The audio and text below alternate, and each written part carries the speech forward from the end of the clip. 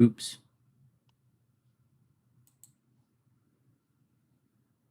All right, we are live.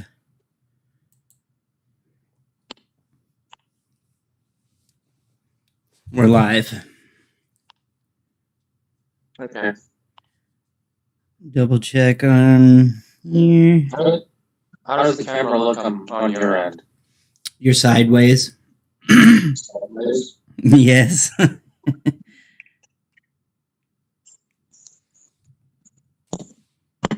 Well, I mean, if I turn it this way, then you're sideways.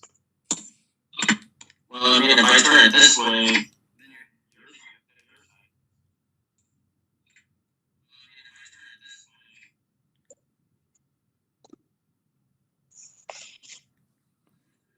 We'll just have to deal with that, you know, like it's the way that it goes, I guess.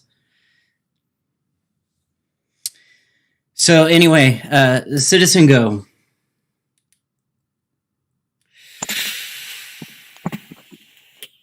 And I've got, like I said, I archived everything. So I'd also like to point out that in the description I have citations of everything, but if the hyperlinks don't work, I screen capped and screen recorded all the articles, all the videos that I could possibly do and archive them. So if the hyperlinks don't work, then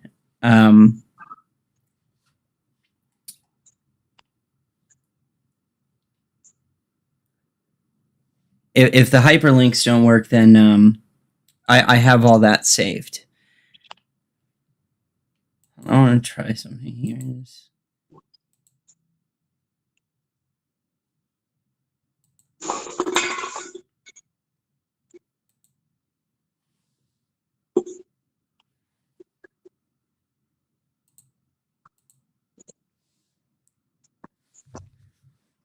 that work better?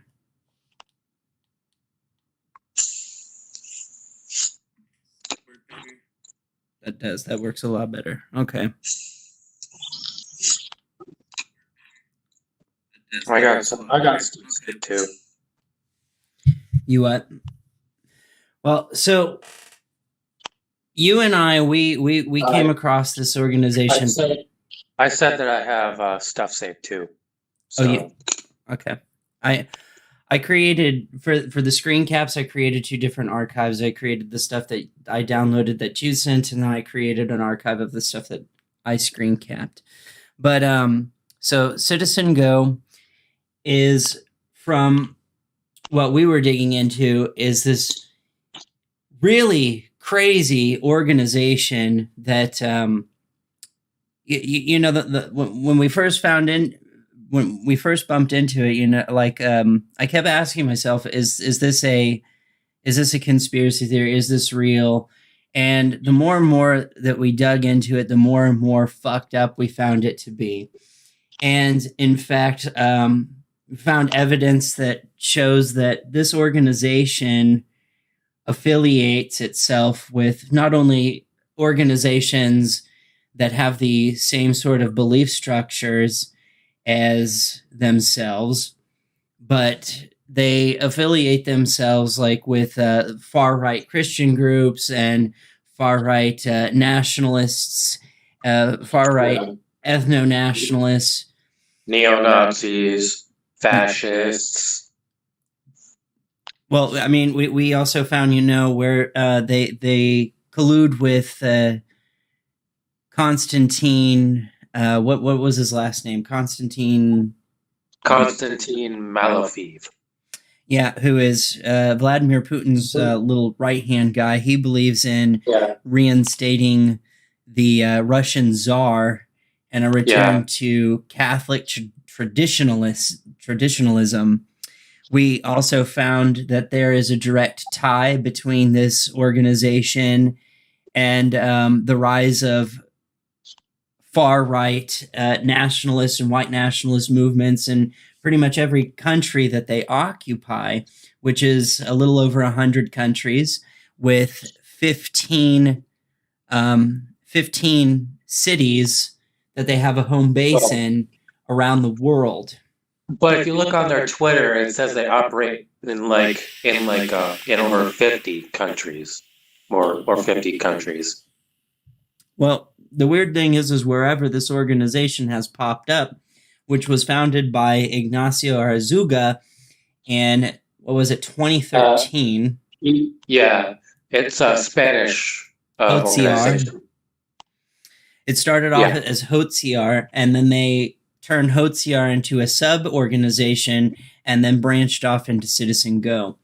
One of the scary things about this organization is they took Google to court, and we do have receipts of this. We did find evidence of this. They took Google to court to try and suppress Google's algorithms so that they couldn't find a sister organization to this called Yunque, which translated in English means the Anvil. I did find out that there is a place called Yunque in Mexico, but this is an organization. They started off in Spain, but Spain has something, I guess, in their constitution and CitizenGo also funded Spain's far-right political party Vox last year in their election. Well, they've made a lot of media pushes. I'm just going to give a brief overview of this Yunque. Is that they started off in Spain, but Spain has something in their constitution that says that secret organizations or secret societies are illegal. So they moved Yunque to Mexico, and CitizenGo tried to take Google to court to get Google to suppress their search algorithm so that if you try to search Yunque or the Anvil, that you will come up empty-handed. This organization's mantra is not the right word. It's their mission. Their mission statement is to defeat the devil, which the devil in this case is LGBTQIA plus people and people who advocate for women's rights and equality and abortion. But the mission pretty much anyone who doesn't believe in their ideology, their fucked up ideology. So this organization will defeat the devil up to using violence, including murder. So it's basically a secret terrorist organization sitting there in Mexico. And the Mexican government, we found out, actually, one Mexican government official said, oh, no, there's no evidence that this organization exists. Then you had another one that was in office say, well, it doesn't. One of the previous presidents was accused of being a member of this organization. And that's the one that said, well, it does exist, but they've only infiltrated a small portion of our government. So we have evidence that Yunque, yes, does exist. And the other thing, too, is that, that when I've been telling people about this, the immediate go-to button is as soon as you bring up the fact that Donald J. Trump has donated to this organization, specifically through Brian S. Brown. Yeah, he runs several organizations here in the United States that have a very similar or the same type of goal as CitizenGo. He donated money to CitizenGo, though, and immediately people are like, oh, leftist media smear campaign.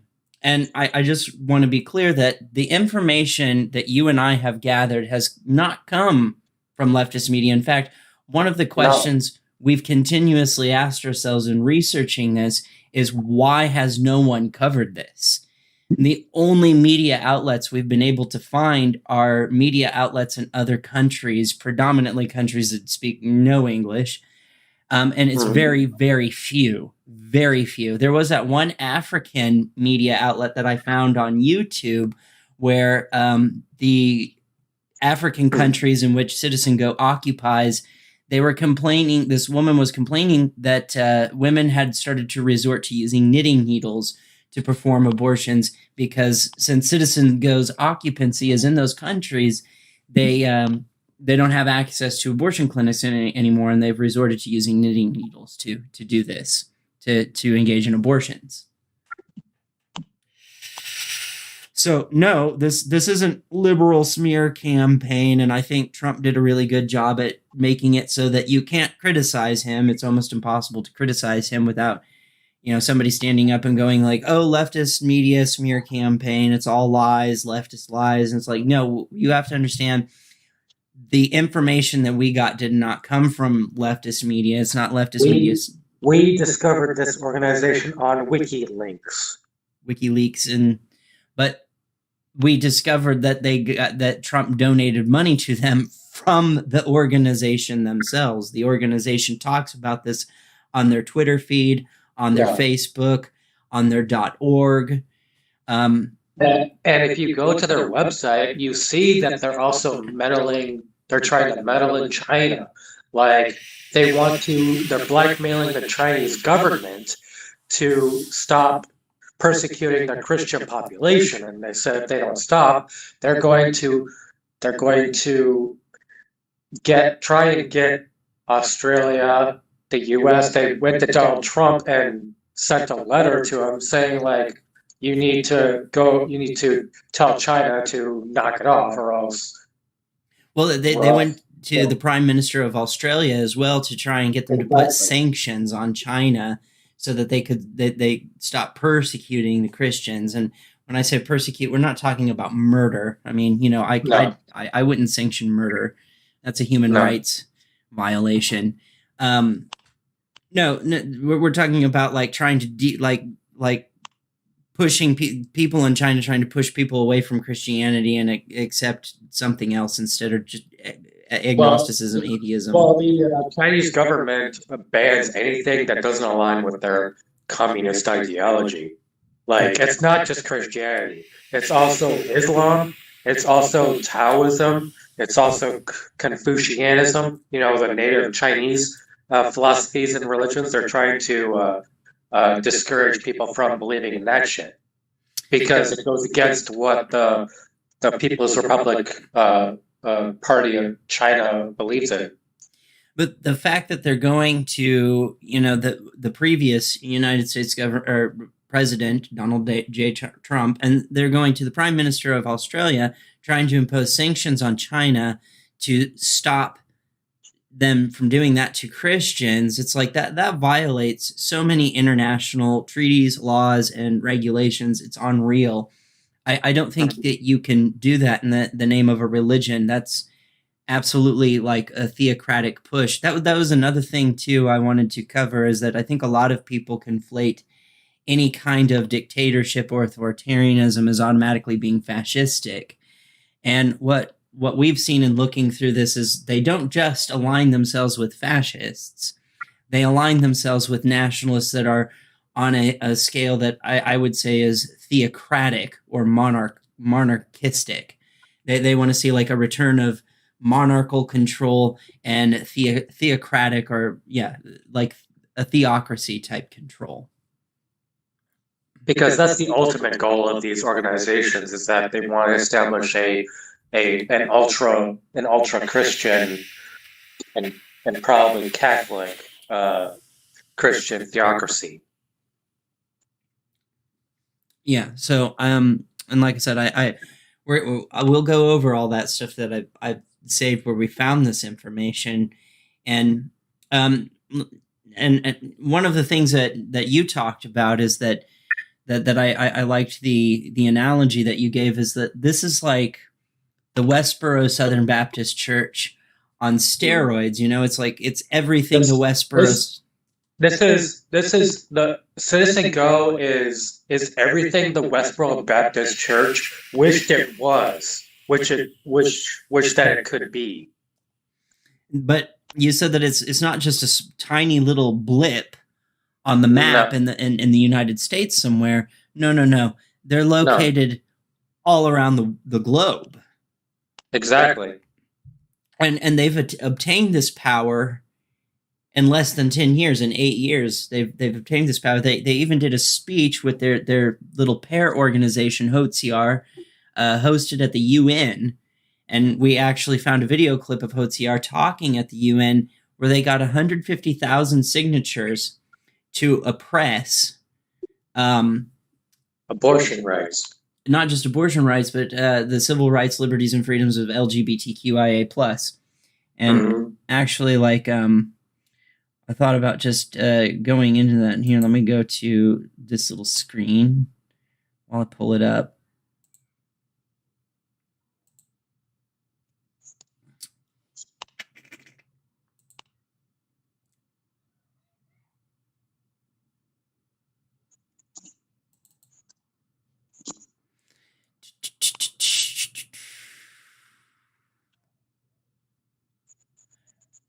Here we go.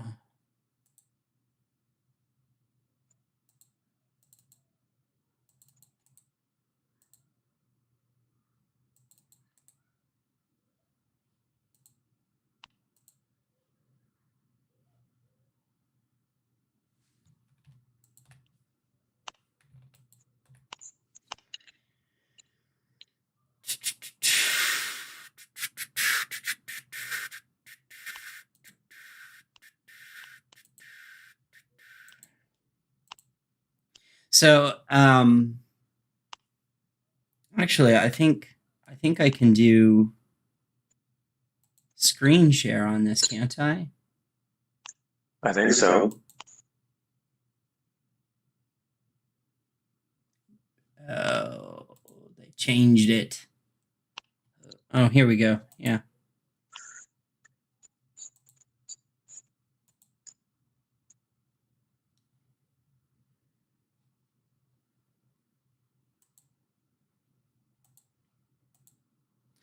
Here. So this is ELife Network. ELife Network is another organization that that colludes with CitizenGo, and we can read it right here. I'll read this article. We made a difference last week at the United Nations, thanks in part to thousands of citizen goers. The anti-family and anti-life agenda did not advance at the Commission on the Status of Women. So they talk about the goals. The goal is to delete abortion and comprehensive sexuality education from the Commission's agreed conclusions, to encourage the UN to support family, to ask the UN to focus their resources on initiatives that promote the real needs of rural women, including clean water, eradicating hunger and poverty, and the mental health, to ensure that gender ideology is not enshrined in another international agreement. You know, at first it doesn't sound as bad until you see the final agreed conclusions. Do not enshrine abortion or LGBT rights. Qualify quote-unquote reproductive rights to exclude abortion.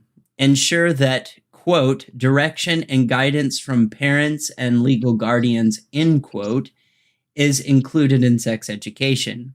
Do not include the term, quote unquote, women in all their diversity, which they say is code for transgender rights.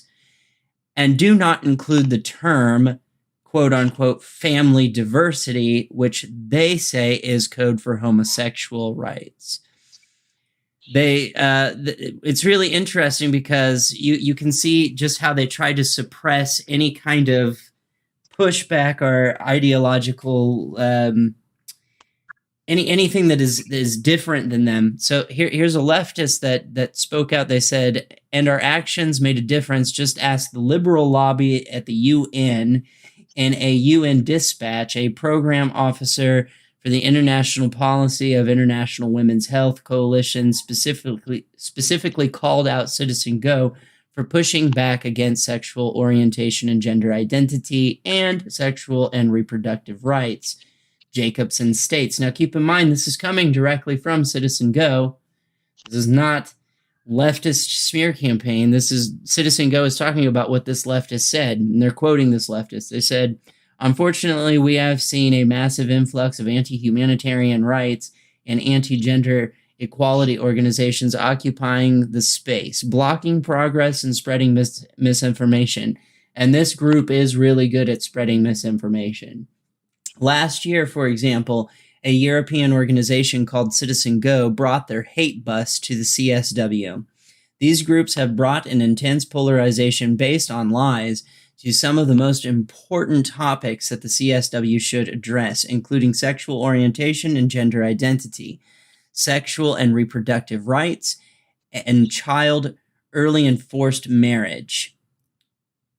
Early enforced marriage, that's crazy. This polarization is incredibly damaging at the CSW because it operates through the consensus.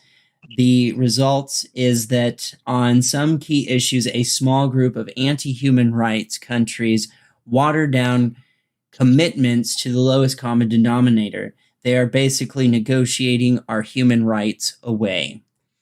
And this is what CitizenGo has to say. We know we are doing something right when we are called out for resisting the anti-life and anti-family ideology at the UN. Congratulations. They got, here's pictures of them, 150,000 fucking votes in support at the UN. Here's the names underneath them. Like I said, this is from the ELife Network. This is a co-organization of CitizenGo, not leftist smear campaign. So,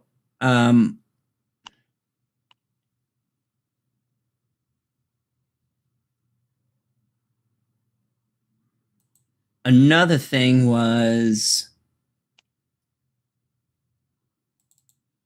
I wanted to show HOCR at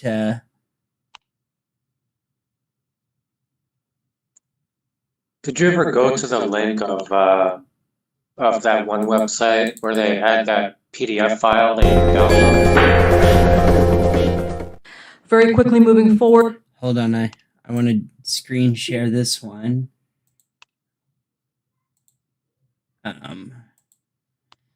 So here we go.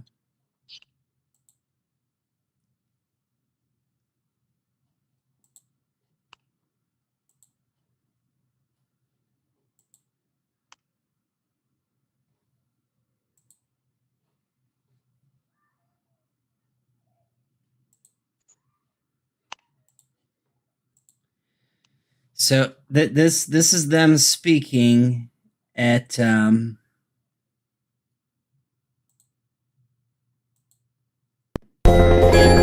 UN. Very quickly moving forward, Mr. Gregory Mertz, HazteOir, and I believe, of course, CitizenGo. Please, the floor is yours. Today representing Association HazteOir, along with our sister organization, CitizenGo Foundation, in such a forum. I want to thank CFAM, Family Watch International, Foreign Service Fellowship, along with all the other organizers of this event, including the sponsoring 25 member states, for making this historic occasion possible. What an honor it is to give a statement on behalf of these great NGOs at the very first high-level event celebrating the family. It's such an occasion like this that really pulls on my heartstrings to reiterate the important role family plays in society. It serves a function like no other, and what it accomplishes can be compared to nothing else. I say this while speaking on behalf of our 4.3 million members worldwide and on behalf of the NGOs I represent today. Our fear is the United Nations is missing a tremendous opportunity to use the strength of the family to solve global issues. Instead, the definition of the family is routinely under attack, and the United Nations ignores its obligation to protect the family as called for in the Universal Declaration of Human Rights. But I'm here today because I know firsthand what society can accomplish, upheld by a family formed by the union of a man and a woman. It was exactly 2 years ago on this day with UN Family Rights Caucus that nearly 150,000 of our members signed a petition asking the United Nations not only to recognize, but take measures to both safeguard and strengthen the role of the family during its work in achieving the Sustainable Development Goals by establishing a family perspective to achieve these goals and its assigned targets. We firmly agree with the statement made in the 2014 UN Commission on Social Development Family Resolution. It is the family that will play a key role in achieving the Sustainable Development Goals. It's important that we, individuals, civil society, member states, and the United Nations as a body do not take the definition of family for granted. We know what the bond between a husband and wife and their children can accomplish. It is not only for the prosperity and health of the individual family, but as a world and society. We know family does indeed play an essential role in eradicating poverty and hunger.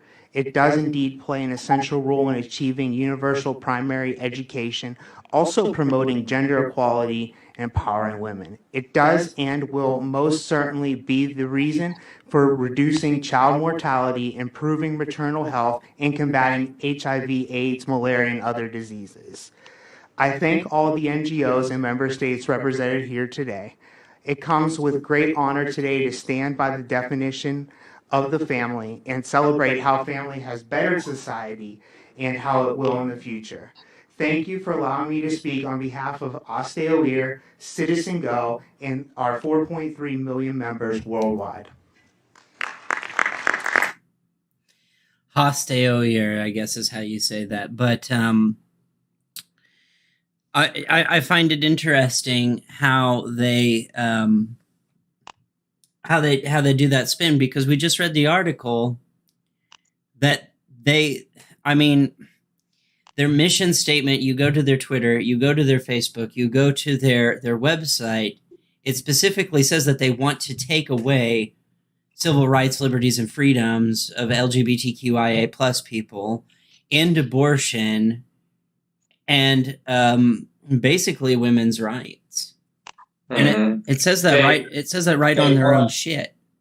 Yeah, it's like they basically want a theocracy and a patriarchy, and women to be second-class citizens, basically.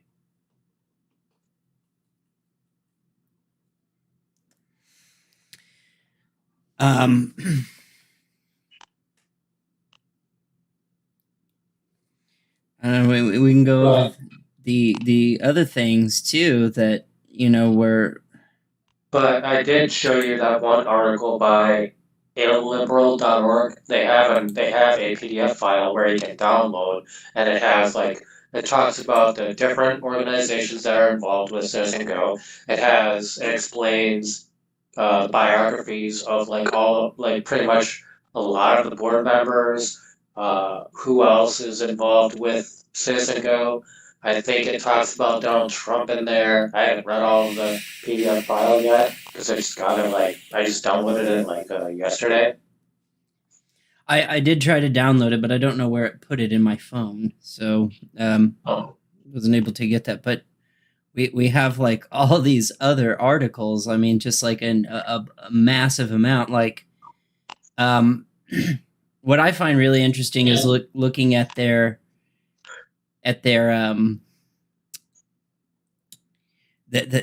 tracking the money. They always tell you want to know what an organization or something is up to, follow the money. Exactly. And the money is pretty much all over. And this is where we find just how fucked up this organization gets. It was unbelievable. And like I said, I mean, this probably explains why the Republicans are moving further right, and why they're becoming more and more fascist.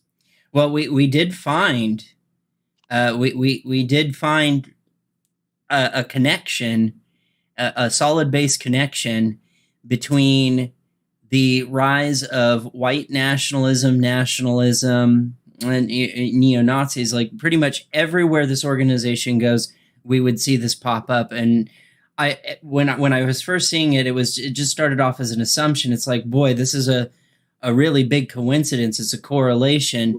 But then and the neo-Nazis, the white supremacists, they often bring up Ignacio Azuga. Yeah, they bring up his name, and for years we didn't even know what they were talking about. who is this guy that they're referencing? Well, now we know. It's like CitizenGo is like one of the biggest puzzles in the renaissance of like white nationalism and neo-Nazism.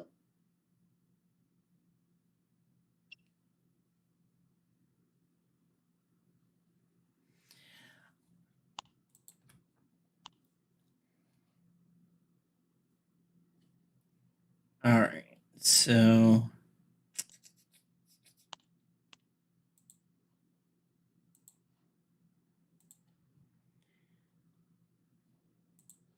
go back here. So here's the article that traces the money, and this is based off of the WikiLeaks, and we actually obtained a cease and actually I think it was you that obtained the cease and desist order against WikiLeaks and Google. I thought it was just WikiLeaks. I don't think it was Google. Well, yeah, but you obtained that directly from their Twitter feed. Yeah. Because they want their organization to be secret, and they specifically state in that cease and desist order that the information that you're going to see in this article was stolen. They quote unquote, that this is what they said in the cease and desist: stolen, hacked off of Ignacio Arsuga's computer.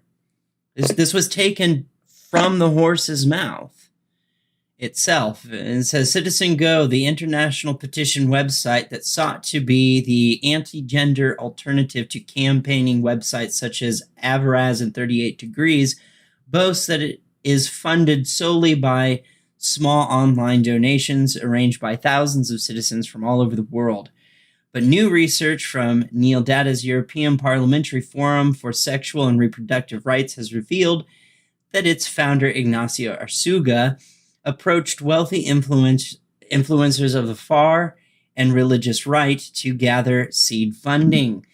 And while the site boasts of its reliance on small donations, a 2017 leak revealed that numerous wealthy Spanish people had made large gifts of anti-gender organization HOCR, Arsuga's original organization that belongs to the CitizenGo group. These include €20,000 gift from David Alvarez, the founder of the multinational Yulin business, a €10,000 from the founder of El Corte Inglés. A lot of this is Spanish, so I'm not going to try to pronounce this stuff right here. And another €10,000 from Esther, and this is Kopelwitz, one of Spain's wealthiest women. Data's research now reveals that CitizenGo's original funding is linked to the Russian oligarchs, the Vatican, the U.S. Christian Right, and a disgraced Italian politician sentenced to 4 years in prison for bribery. That's Luca Valolonte, I think his name is.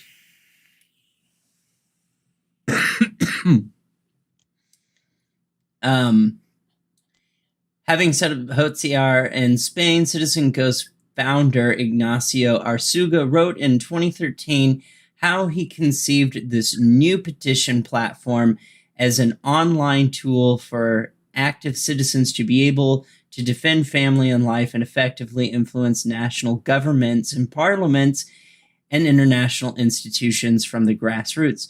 And I did show you that article that actually ties CitizenGo to perpetuating propaganda and helping with the Brexit campaign and causing creating propaganda to swing people to the far right. We did find that there is a tie between CitizenGo, Brexit, and people swinging towards far right nationalism. And not to split hairs here, but I don't know. I think it's important to talk about the semantics of this. Is that being a patriot is one thing. Like I'd say it's good to be a patriot, but being nationalistic is different than being a patriot. Nationalist is dogmatic. It's like whether your country is wrong or right, you're going to engage in it. Mm-hmm. So not open to criticism, or ethic, like, is what my country doing ethical or unethical? That's not what nationalism, that's being a patriot, saying my country is being unethical, is being patriotic because you want better, your country to do better. But not, it's just engaging in it without question. That's nationalism. That's where you get fascism. That's where you get dictatorships, So yeah. There's a difference. He then approached possible donors with the business plan to gather seed funding and launch the platform. Arsuga promised his targets that CitizenGo will produce a social benefit that we trust will impact human history. Abortionists, the homosexual lobby, radical secularists, and champions of relativism will find themselves behind CitizenGo's containment wall. Yeah, so they talk all this like, oh, we're going to be inclusive and stuff, but then when the spotlight's not turned on them, they talk about, no, we just absolutely want to squash. I wanted to talk about this. I really like how C.R. Williams views civil rights. Like we were talking about this once, and he said Hitler didn't take away civil rights; he violated them. That the way that he perceives civil rights is that they're a given. And that you always have them, and that they're not taken away, they're violated. They're talking about violating women and LGBTQIA plus people's civil rights, liberties, and freedoms. Okay, so then it goes on to say, but who were the targets? According to Data's report, the tip of the iceberg, Arsuga targeted Patrick Slim, a Mexican billionaire whose father is one of the world's wealthiest men, Russian oligarch Constantine Malfaviv, and we have information on who exactly this Constantine Malfaviv is. The National Organization for Marriage is Brian S. Brown. He also has an organization that's just abbreviated as the Family. Italian... the World Congress of Families. Yeah. Which they have a very similar mission, is to suppress civil rights, liberties, and freedoms of LGBTQIA plus people plus. And there's another one. There's a couple of more, like Agenda Europe and Howard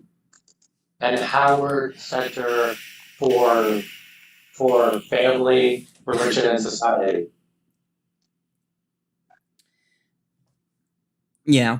And we found a picture of Brian S. Brown with, because remember, they get funding and support from the Pope and the Vatican. It's like, I found that picture on a Twitter thread, I think.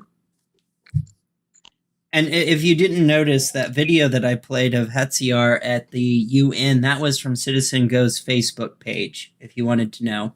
That was straight from CitizenGo themselves, from their Facebook page. There's another video I have from their Facebook page where they blatantly talk about suppressing leftist media because they ultimately don't want the truth to be they don't want to be known. They want to work under the radar. So, but in this picture that you found of Brian S. Brown, he was posing with a red cardinal bishop, 2 Supreme Court judges, and she's in Germany, but she's princess of something in taxes. Princess.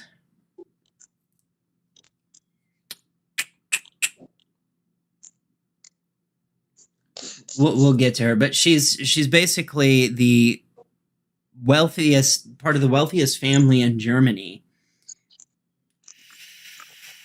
I'm one of the most prestigious. So, Italian politician Luca Valenti, I guess that's how you say it, and his Nova Terre Foundation. I'm not sure how to pronounce that. A lot of this is from other countries, and Vatican officials. He also approached wealthy Spanish families, including David Alvarez and Miguel Villarmir, promising his donors to seat on the CitizenGo board. The targets were and remain hugely influential in anti-abortion, anti-LGBTQIA plus activism. Slim has been linked to Agenda Europe, a network of anti-gender organizations and individuals working to undermine abortion laws and LGBTQIA protections across the region, as well as the National Organization for Marriage. Brian S. Brown is behind Act Right Action and the World Congress of Families. That's what you were talking about. An annual gathering of anti-gender actors and politicians whose previous speakers include far-right leaders Viktor Orban and Matteo Salvini. But yeah, I'm looking at the tweet right here. His one tweet says, "Great day at U.S. Supreme Court SCOTUS with Cardinal Mueller, Princess Gloria of Thurn and Taxis with Justices Samuel Alito and Bret Kavanaugh." Yeah. So and you can't find this tweet on Twitter because I think Brian S. Brown deleted his Twitter. So, but I have the tweet to back it up. So that is. Again, this is, straight from the horse's mouth. We can verify what this article is saying straight from their Twitter accounts, straight from their Facebook accounts, straight from their website. It goes to show you how far their tentacles reach, that they're being. And I was also telling you about where Caroline Farrow, one of the board members of CitizenGo, was criticizing this French film, Benedetta, which is about a 17th century lesbian nun, and they're smearing this film as anti-Christian propaganda to criticize the faith. So that they were going out to smear this film as a bad film and pressuring people to not go see it. And that's on their Twitter as well.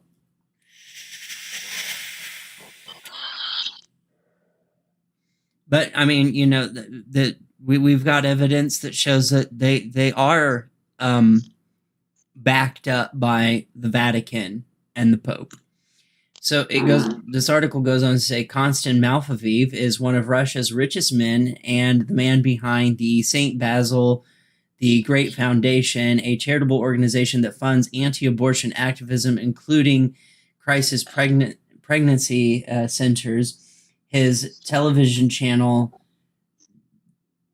T.S. Sargard TV, I think is how you say it, has hosted alt-right conspiracy theorist Alex Jones and his influence has extended to supporting far-right French politicians. U.S. intelligence has described Malfaviv as Putin's right arm for operations for political interference in Europe. CitizenGo's board suggests that Arsuga was successful in his attempt to secure seed funding for the operation. It includes Brian S. Brown, and Valenti, as well as, I don't know how to say this, Garcia Jones, the human rights advisor for the Prominent Observer Mission of the Holy See to the Organization of American States. Representing Malfaviv is Alexia Komov, staff member of the St. Basil Foundation, which the St. Basil Foundation is pretty fucked up. We went and we looked up who this Constantine Malfaviv is, and we can get into that after this is done. Malfevy's man on the international stage. Komov is also on the board of the World Congress of Families. From Brian S. Brown. Details of the funding were revealed in contacts, including one with Brown's Act Right organization. The contract with CitizenGo stated that the Act Right supports CitizenGo, member of Act Right Global, with an annual amount of $50,000 via direct contribution. Another contract with Lucia Valenti's Nova Terra Foundation undertakes to provide a fixed annual amount 12 I'm thinking this is 12 million euros renewable from year to year. Data has also identified Jose Luis Bonet, the man behind Ferrex and Net Sparkling Wine, as a CitizenGo backer.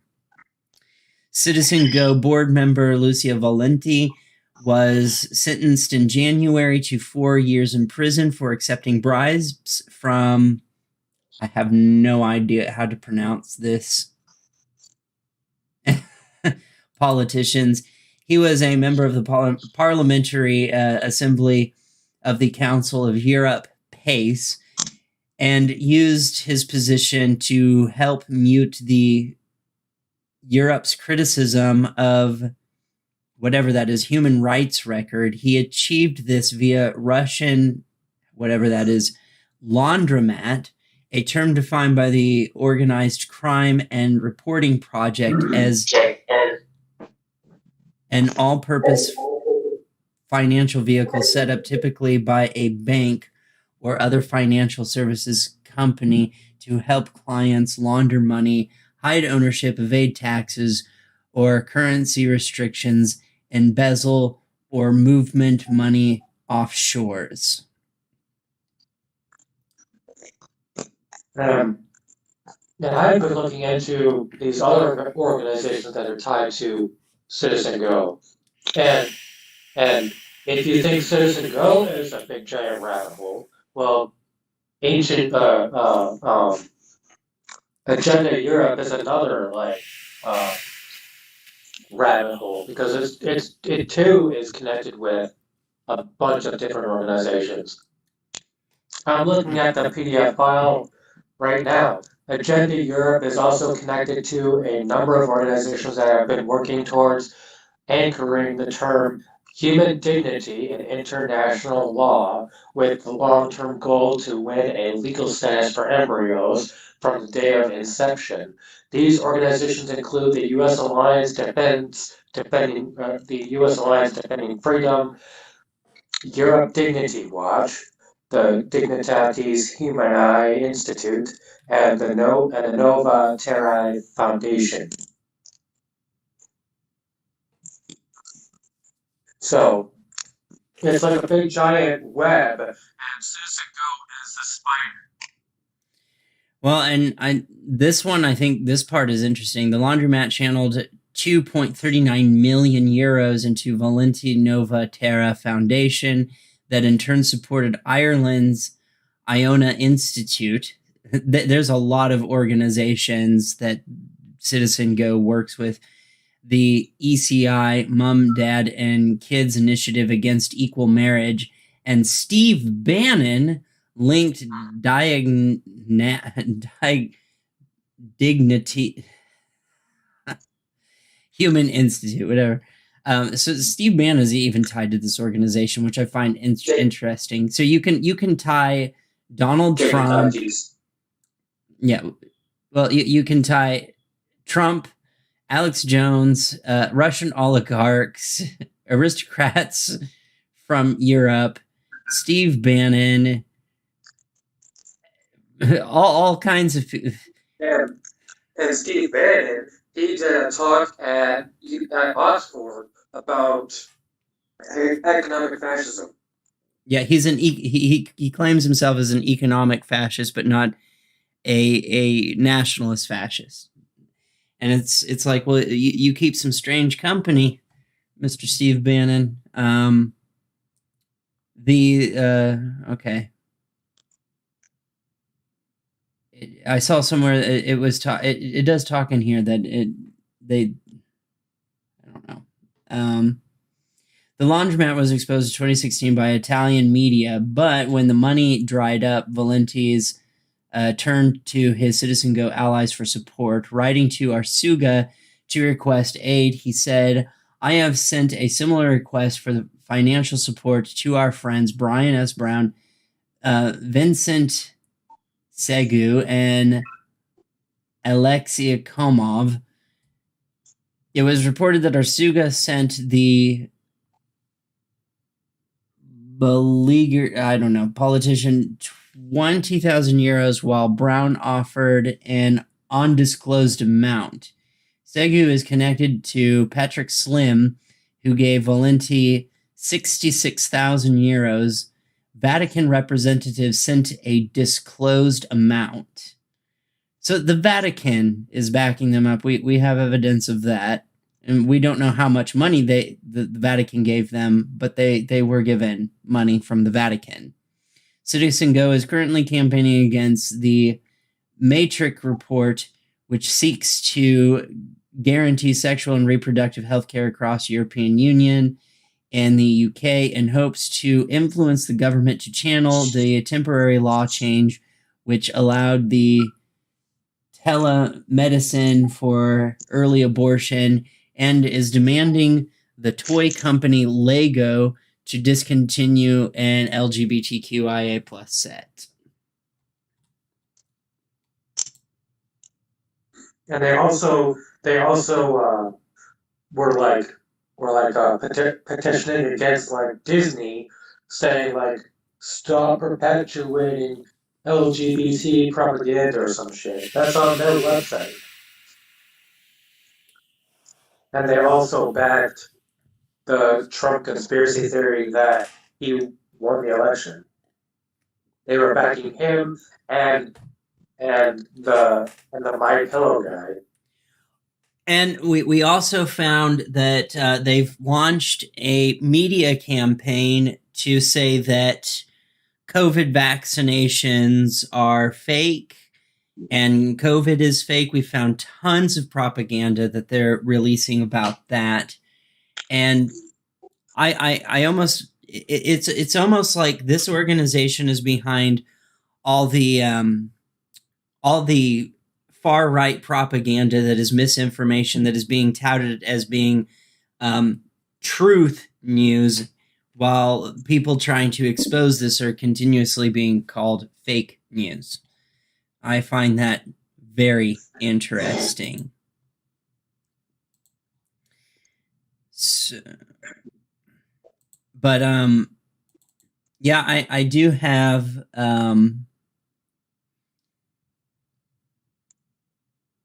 this is an interesting one that I'd like to share.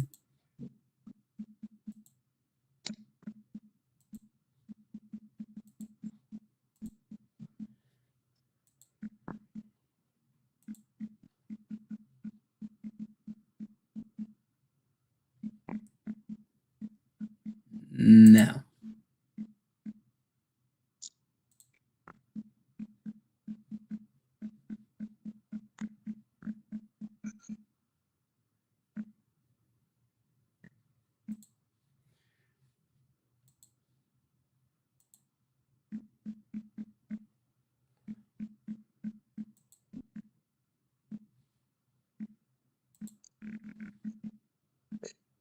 Why won't it let me share it? That's annoying.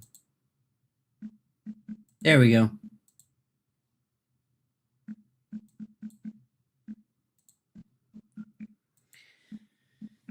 The national organization of the Anvil is simply Yunque.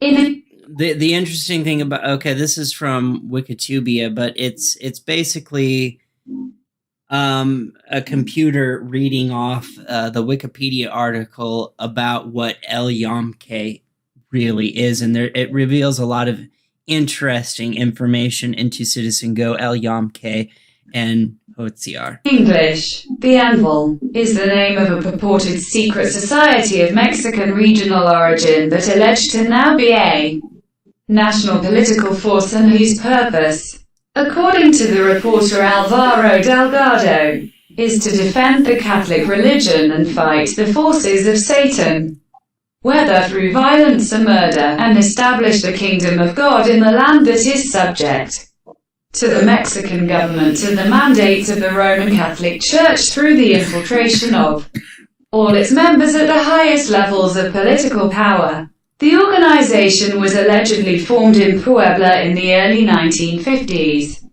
Wealthy businessmen and politicians, mostly from the National Action Party, PAN, have been named as alleged founders and members of the Anvil. The father of Ricardo Salinas Pliego, owner of Television Azteca, and one of the wealthiest men in Mexico, Hugo Salinas Price, describes sponsoring and supporting Movimiento Universitario de Renovadora Orientation, MURO, a supposed young front group.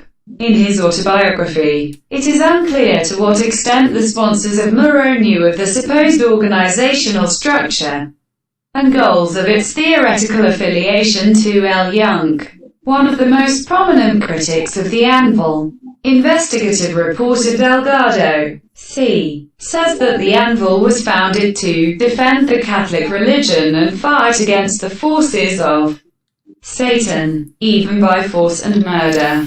He also claims that top members of PAN and former President Vicente Fox's cabinet are also members of Yunque. PAN President Manuel Espino Barrientos talked in an interview in 2002 without inconvenience about the membership to Yunque of some acquaintances of his. Members of PAN have condemned Delgado's claims as pure fiction, comparing it to the mythical monster Chupacabra, and saying that Yunque has nothing to do with the party.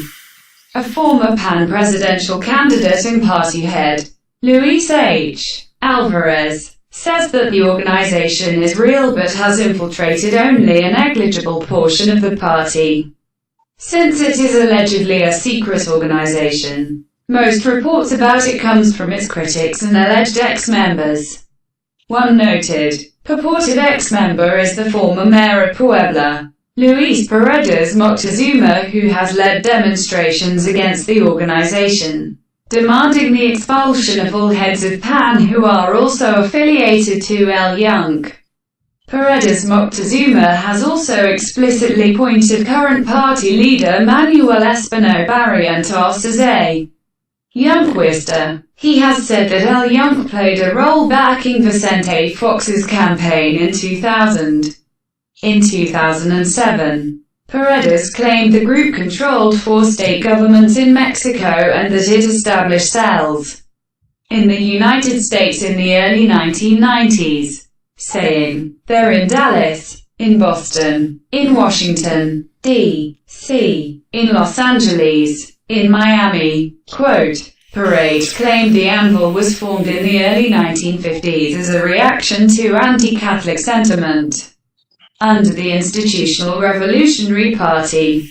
He says it attracted religious students who sought to the leftist influence reflected in the Cuban Revolution and Communist China and Russia. He says the group opposed Calderon's presidential candidacy and is thus in a poor position to influence him. According to Andres Manuel Lopez Obrador and his supporters, Yunque was specifically pointed as the mastermind behind the organization of the highly successful March Against Crime in Mexico City, June 27, 2004. Because of this supposed connection, the leftist mayor of Mexico City at the time, Lopez Obrador, saw the march as a political attack against him by Yunque and downplayed its importance.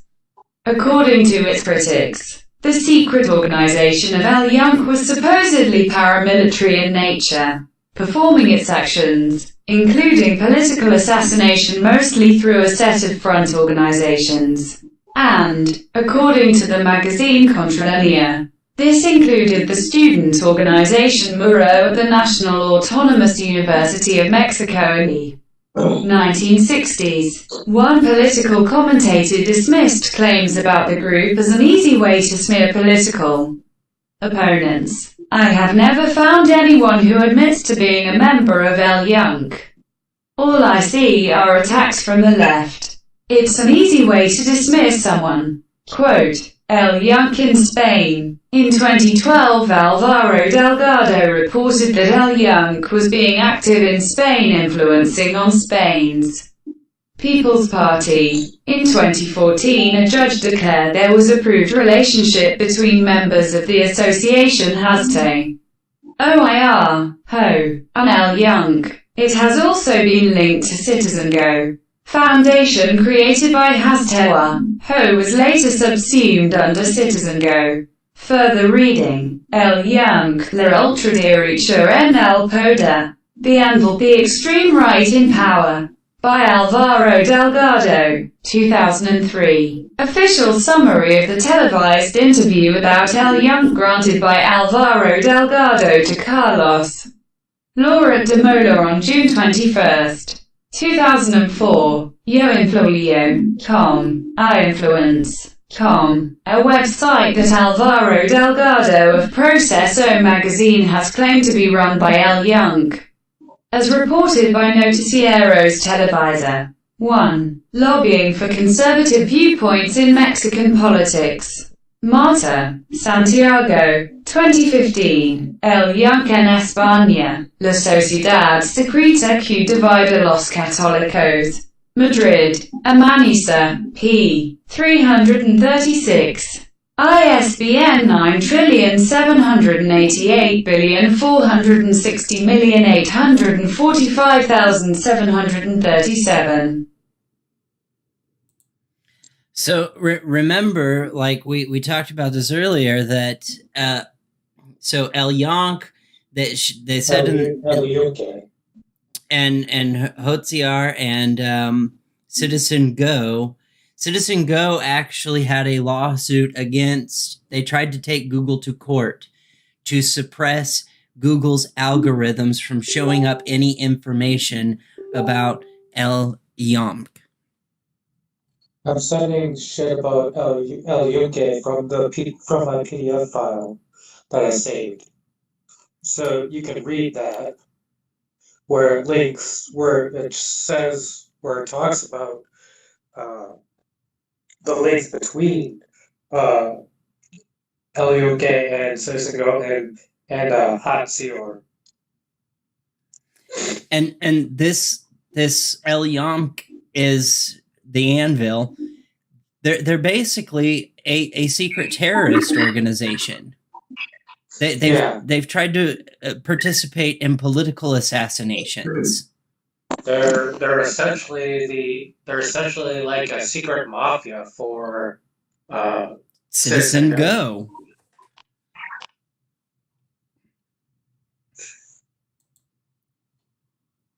What was the other? I don't know. There's just so many.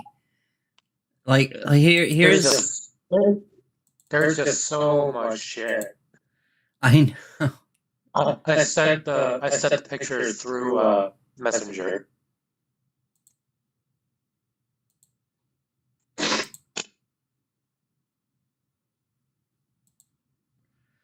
I also had saved shit.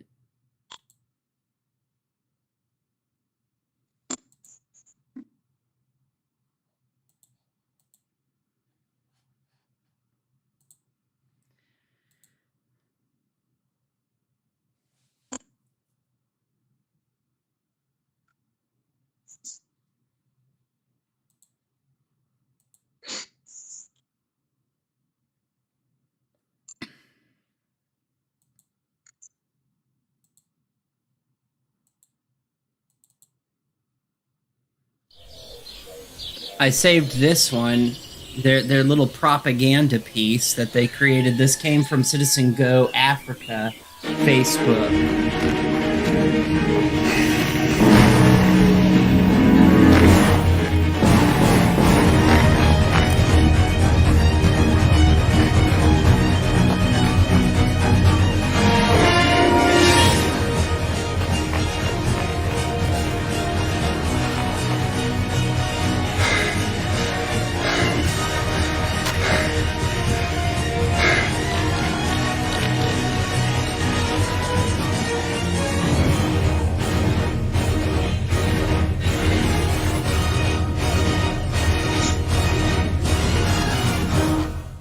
Attack!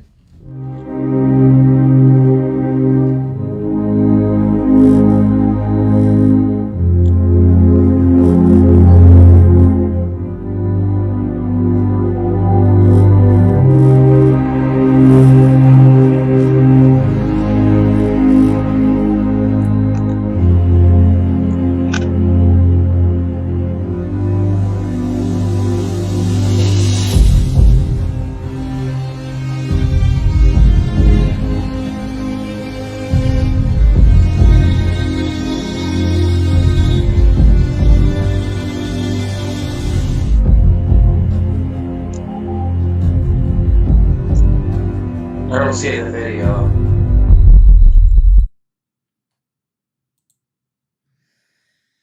All right, but that was that video where it shows like the Mark Zuckerberg running from like the advertisers that are LGBTQIA plus friendly and says like the leftist media is trying to silence them and they're advocating for free speech, but they're advocating for free speech so that they can ultimately violate LGBTQIA plus civil rights, liberties, and freedoms as well as women.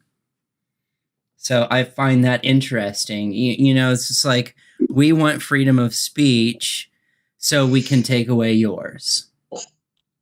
Yeah, they're saying we want free speech and liberties and freedom so that we can oppress you. Mm-hmm. Is what they're saying. And I'm a free speech absolutist, and I mean, you brought up this, that, you know, like what are the SJWs doing? They're what? They're on Dave Chappelle's Twitter because he said there's two genders. It's like they go on Twitter and they criticize frickin' Dave Chappelle that he says, oh, there's only two genders, and they're all pissed off about that. But it's like that's like minuscule compared to this shit.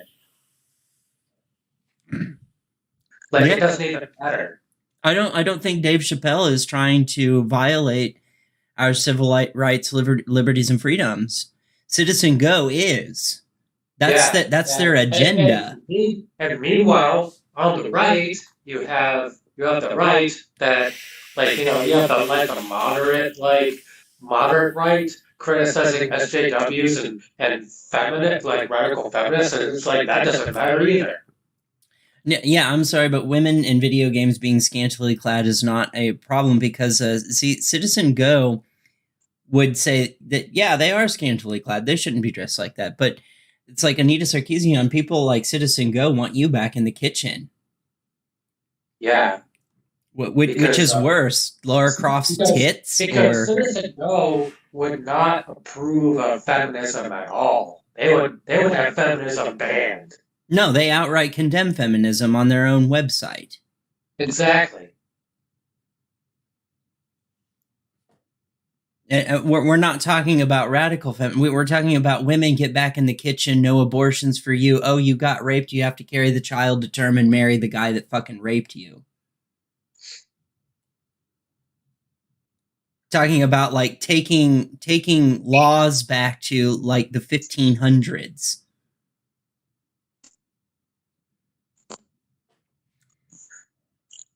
Did you see the pictures that I sent on Messenger? That's rather difficult to do. I don't think you realize how much has to go into doing this. I mean, every time I pull this up, it does that infinity effect, and then I try to go and find like the next thing. Well, I can just read it. I can just read the document. Links to Yunque. The documents also reveal that HOCR tried to pressure the TV broadcaster La Sexta to revoke its reports regarding the organization's links with the secretive, ultra-Catholic, extreme right-wing Mexican sect El Yunque, the Anvil. CitizenGo's former campaign director, Luis Losada, and the organization's CEO, Alvaro Zulueta, are reportedly El Yunque members. El Diario went as far to say that CitizenGo was a creation by HOCR to rid itself of the toll that the connection to Yunque had on its image, so it has decided to disappear as such and be absorbed by the CitizenGo platform. Yunque, it just talks about Yunque and what it's about. I'm going to skip that part because that's not like relevant, as we already know about all that shit.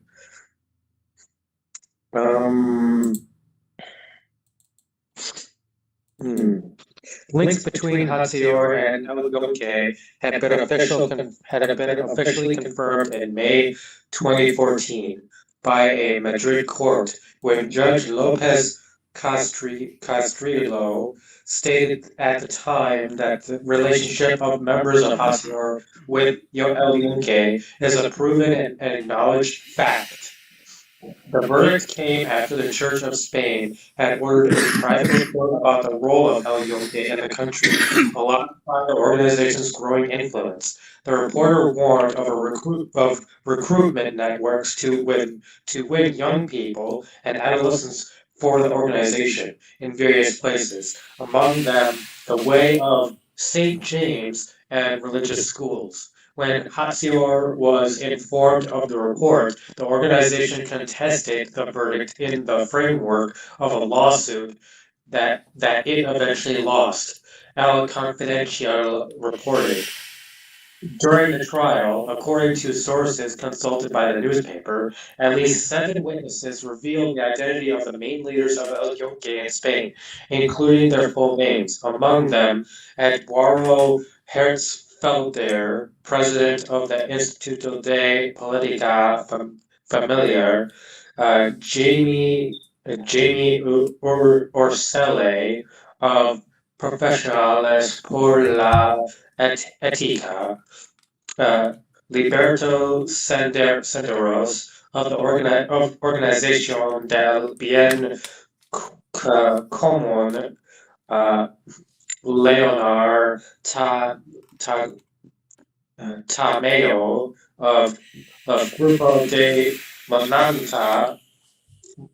Montana, however you say it, the members of HOCR, Alvaro Zuleta, his wife, Olga Cucuerla, sister of the former secretary Inaki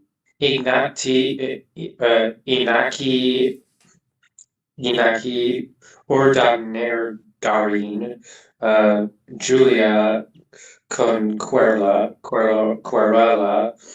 their brother Marcial Cuerela, and Luis Losada, deputy editor of the newspaper La Gaceta of the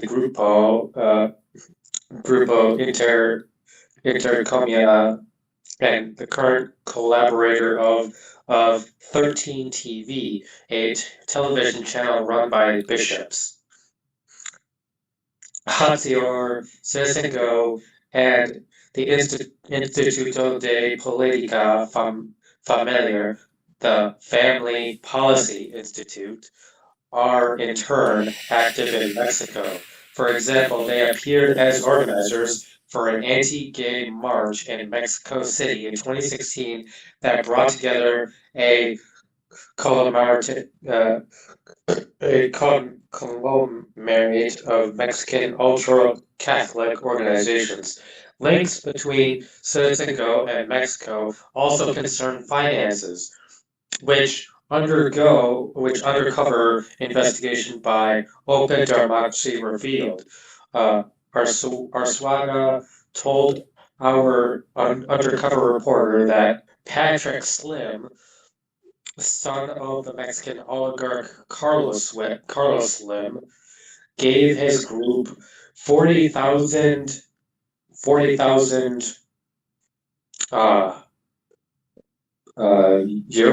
euros, I think. Yeah, that's the euro sign. 40,000 euros, which for him is just a very small amount, Arzuaga noted. Although it is close to the maximum individual donation to a political party permitted under Spanish law, and 4 times the election campaign limits. There was another thing that we came across, and it slipped my mind, but it was something that I felt it was important to bring up. Was shit, I lost it. It's gone.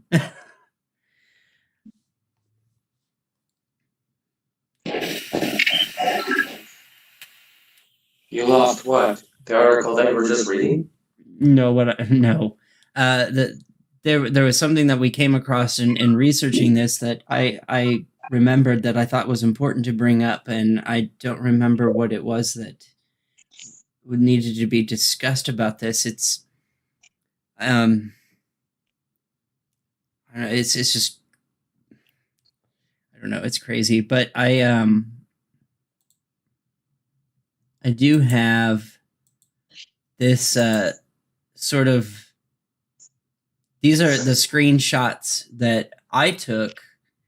I didn't download, so these are the screenshots that I took of CitizenGo. You have a board member of CitizenGo shaking hands with Donald Trump.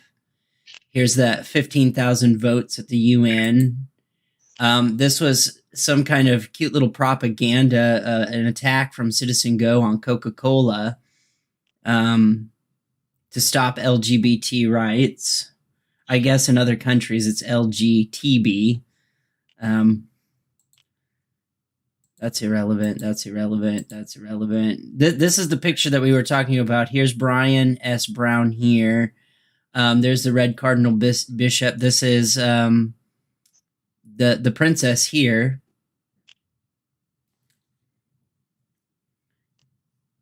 But I sent the tweet to you. Yeah, you did. The tweet itself.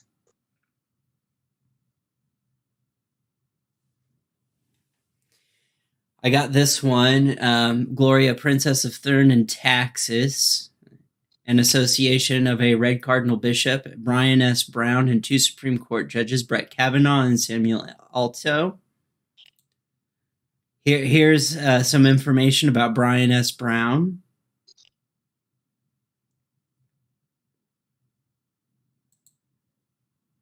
And he's the leader of both World Congress of Families and the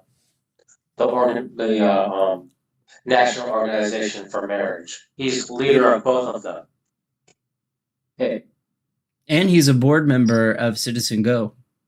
Exactly. He's a very powerful man. So here's more about what you were talking about.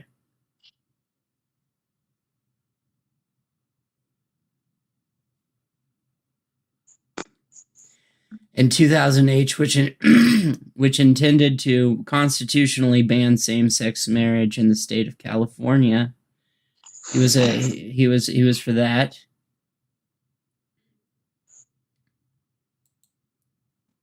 This is about Constantine Malfaviv. This guy is just pure evil. I mean, is a Russian businessman and chairman of non-government pro-monarchism organization Society for the Development of Russian Historical Education Double-Headed Eagle. He is chairman of the board of directors of the media group Tsargrad, dedicated to Russian Orthodox Christianity and support of President Vladimir Putin. He is also the founder of the international investment fund Marshall Capital Partners, member of the board of trustees of the nonprofit partnership Safe Internet League, and chairman of the St. Basil, the Great Charitable Foundation. He has been on the list of personal sanctions imposed by the US, EU, and Canada since 2014. In 2017, the Ukraine put Malfaviv on the international wanted list, accusing him of creating illegal parliamentary groups.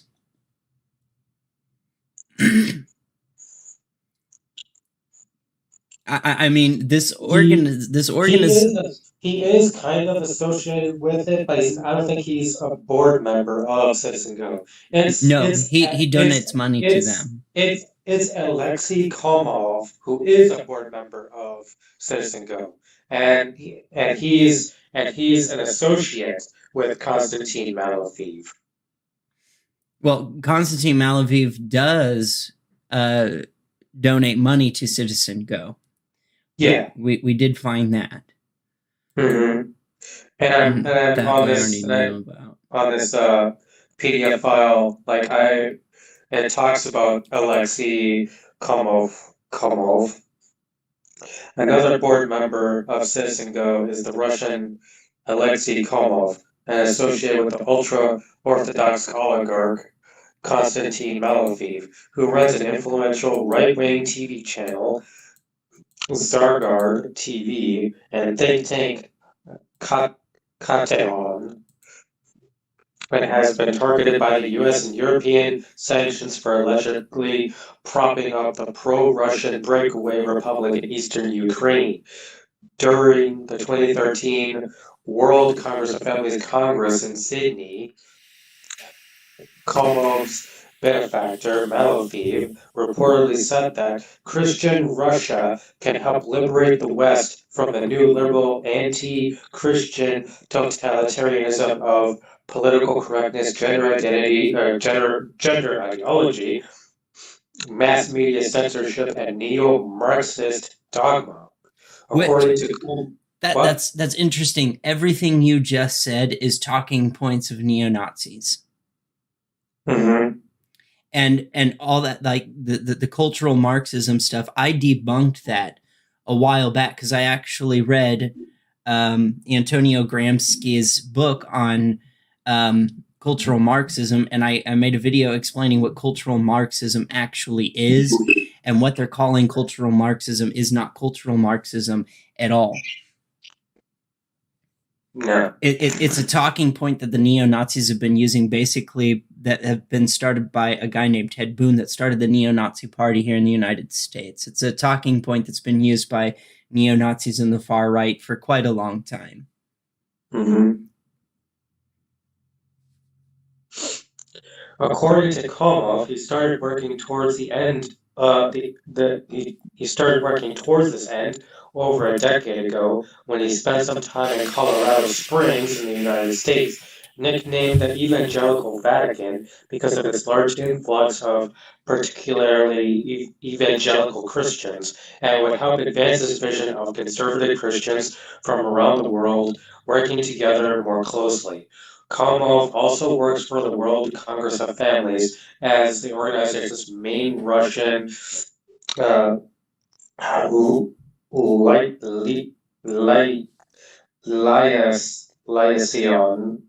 liaison, and is associated with the WCF's Russian website. Komov, as well as Ignacio Arzuaga, were speakers at the latest 2019 WCF Congress in Verona, Italy, as well as was Italy's former Deputy Prime Minister Matteo Salvini of the far-right Lega Party.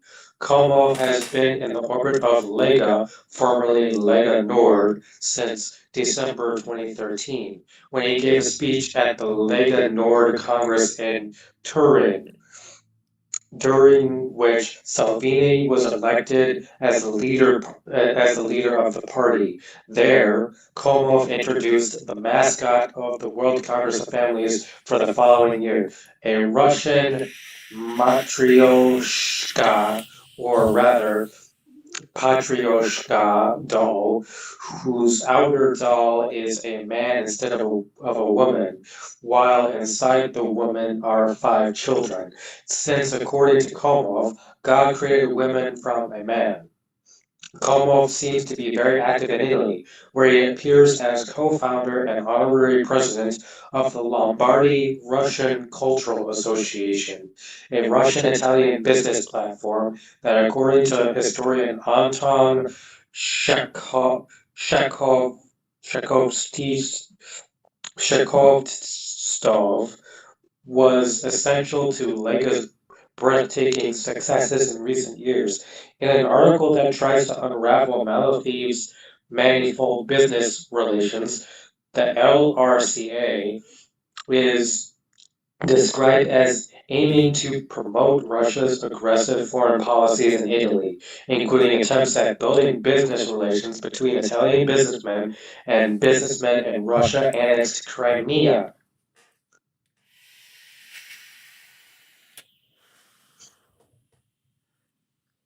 This, I don't use the word to describe something like this very often, but I would say CitizenGo is an evil organization and it needs to be stopped. Like, I'm for free speech, but I'm not for people trying to violate people's civil rights, liberties, and freedoms. No, it's like this organization needs to be shut down. There's a difference between an opinion I don't like and a movement to try and suppress civil rights, liberties, and freedoms. Trying to silence and oppress others. Yes. And they're doing this with the guise of free speech. Like, oh, free speech, but secretively they're trying to oppress any dissent. Like they use flowery language to hide what they're actually saying. Oh, that was the thing that I wanted to bring up, was the article that I found that linked Brexit and the far right agenda that happened in the UK to CitizenGo. There is actually a link to that. So I wanted to bring that up. So let me pull that up.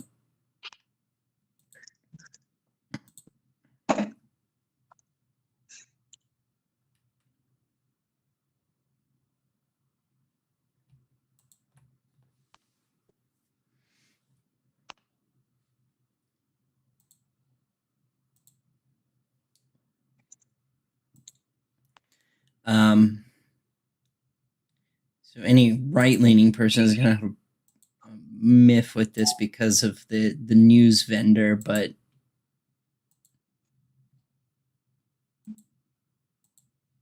either you're for objective truth or you're not. It's coming from WikiLeaks, but here's the depth of the ties between leading conservative Brexiteers and the global Christian right anti-abortion and anti-LGBT movement are laid bare in a series of documents released by WikiLeaks last week. They are among 17,000 internal files originating from controversial ultra-conservative campaigning organizations in Spain. The files include copies of speeches in which activists talk openly about how to launch worldwide culture wars and import controversial American tactics into the UK. They also include programs and speakers lists from several meetings that were held in the UK between 2011 and 2013 behind closed doors and without public scrutiny. A leading Tory donor believes CEO Matthew Elliott and an MP who advised David Davis when Brexit secretary are among a number of prominent British conservatives who are listed as speakers or attendees at these meetings organized by UK, US, and other international right-wing activists and strategists.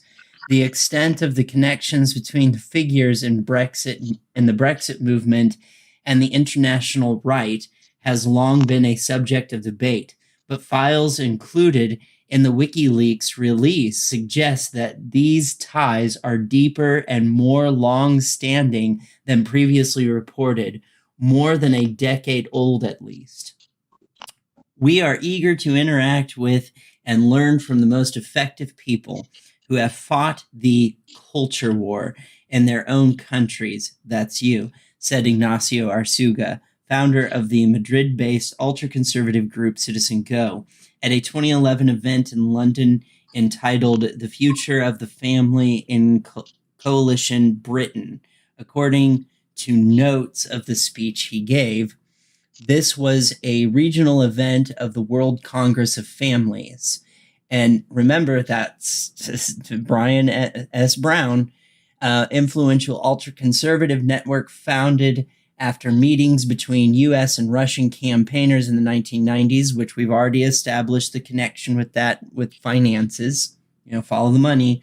The WCF opposes reproductive and sexual rights, including rights to abortion, contraception, same-sex marriage, and sex education. In 2011, 5 years before the Brexit vote, scheduled speakers at the WCF London event included anti-abortion and anti-LGBT rights campaigners, as well as the Conservative MP Stuart Jackson, later special advisor to Brexit Secretary David Davis, and Graham Leach, later a member of Economists for Brexit, since renamed Economists for Free Trade. This cache of documents would appear to illustrate the point of how around the world today nationalism is not national, said Catherine Stewart, the New York-based author of the 2020 book, The Power Worshippers, Inside the Dangerous Rise of Religious Nationalism. Reactionary and authoritarian movements are springing up everywhere, and they can share resources, ideas, strategies, and even individual actors, Stewart said. This is the tremendous irony of Brexit. It wasn't just about Britain. The reaction to globalism is no less global than globalism itself.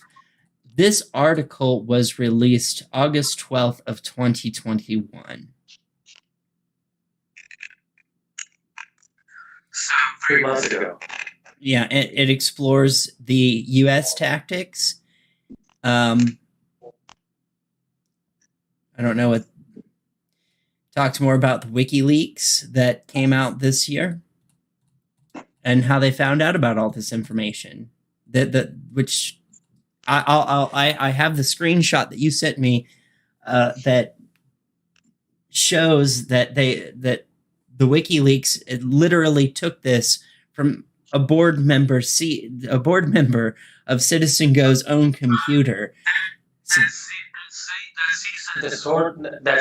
cease and desist letter has Ignacio's signature at the bottom. All right, so I can start. I'm going to start showing your screenshots that you sent me. And that's the very first one, ironically, is the cease and desist order.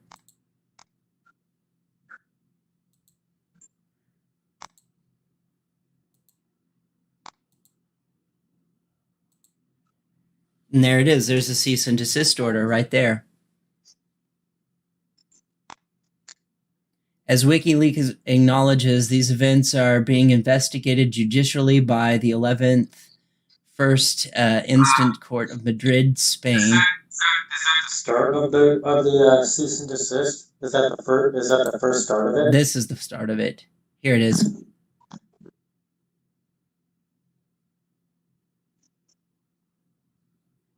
And this was taken directly from CitizenGo's Twitter feed. Yeah, it's like what? Their first pinned tweet on their fucking Twitter? Yeah.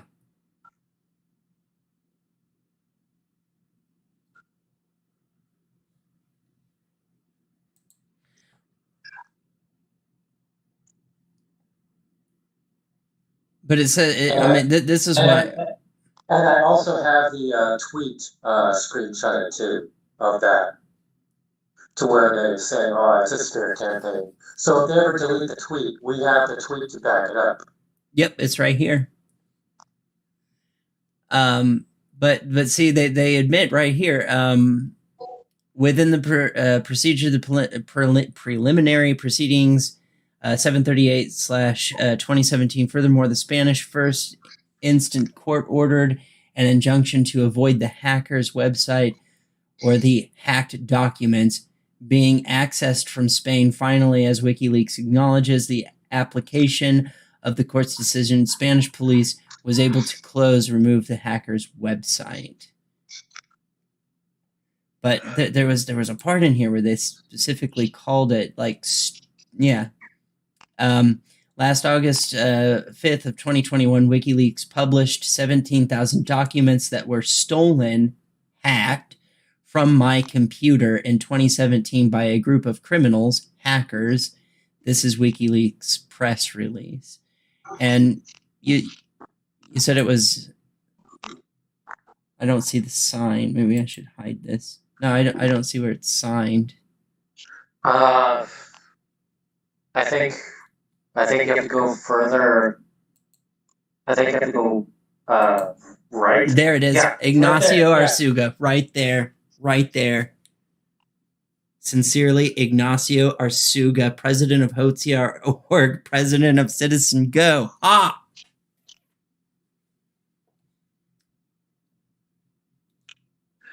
And just so you know, this is not some forged document that is simply just made up by somebody. No, This again, is legit. we got this directly from CitizenGo's Twitter feed, directly from the horse's mouth. And they're calling WikiLeaks hackers and thieves because they stole 17,000 documents off of Ignacio Arsuga's computer from Spain. So that's where the WikiLeaks articles come from. And then there was this one that you sent to me. Mm-hmm. I can't find his Twitter because I think he deleted his Twitter to cover his tracks. And you sent me this as well. Oh, this one, she's like got her own little thing. What was it called? Like she's the campaigner, and it says UK and Ireland, but it's Heart of the Elm, I think, is the organization that affiliates itself with CitizenGo. I think so. And that's this woman right here. Yeah, Caroline Farrow.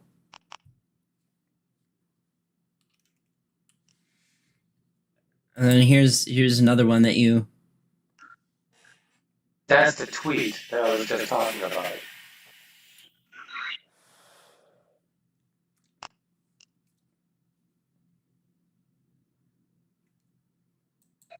And then this one.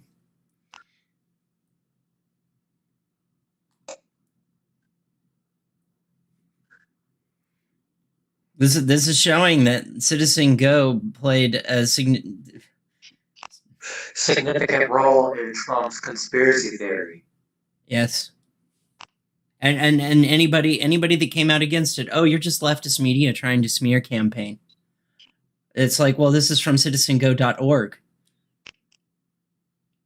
The ones that are saying that the leftist media is saying this stuff, that it's fake. Well, it's not, talking out both sides of your mouth at this point. I see here at the bottom, you clicked a little bit of this Chick-fil-A Don't Cave In. Yeah. They're trying to get more, and up here it's showing that they want more of their ideas in the Netherlands, Germany, and United Kingdom. No doubt more countries to follow soon. Yeah, here's the Stop Religious Persecution in China. And here we go, by CitizenGo themselves from CitizenGo.org. We therefore call on the Australian Minister of Foreign Affairs, Marais Payne, to cooperate with other countries and draw up a package of sanctions which will be imposed if China does not stop religiously persecuting its own citizens. This is a call for international war. That's what CitizenGo basically wants if China will not cooperate. Either they're basically saying, you stop persecuting the Christians in your country, or we will have other countries declare war on you, is basically what they're saying. Well, and then here it's them trying to meddle in U.S. politics again to try and get Amy Coney as, I think, one of the Supreme Court judges, to make the Supreme Court judges to be all aligned with very far right-leaning ideology and attack LGBTQIA plus civil rights, liberties, and freedoms, as well as women and their reproductive rights.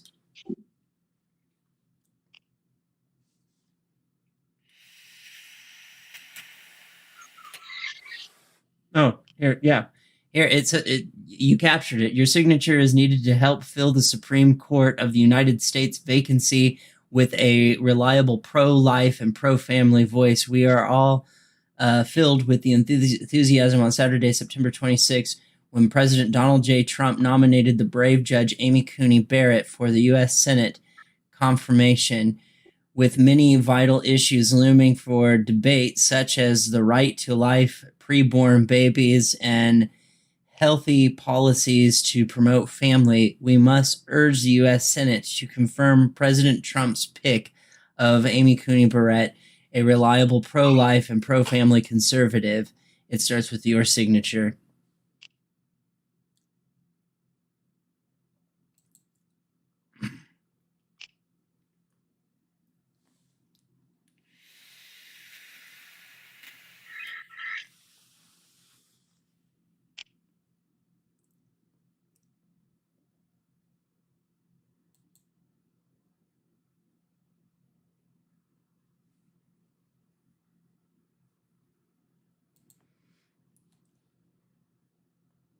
And then you sent me these too.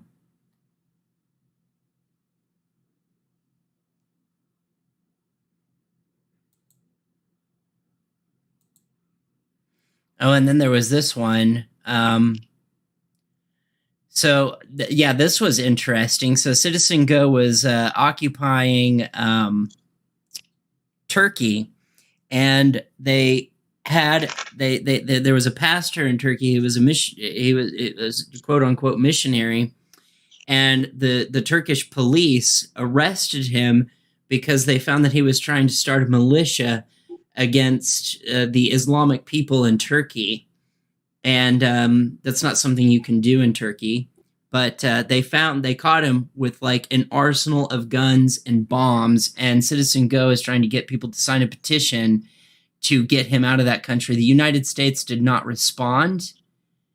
Neither did the UN or anyone else. I think it was because it was pretty obvious, when you've got like an arsenal of bombs and guns, that you're trying to create a militia.